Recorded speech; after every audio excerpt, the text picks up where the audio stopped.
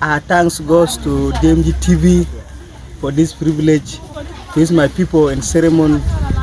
Merry Christmas and prosperous New Year 2026. As I speak, I'm in ceremony Buma now for Christmas celebration with the team of ceremony Buma.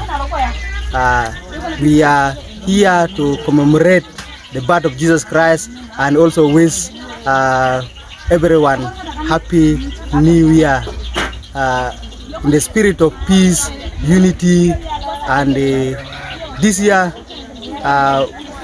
we wish that peace may come to our land, South Sudan, and also our unity of people of Nyangwara and all South Sudan at large.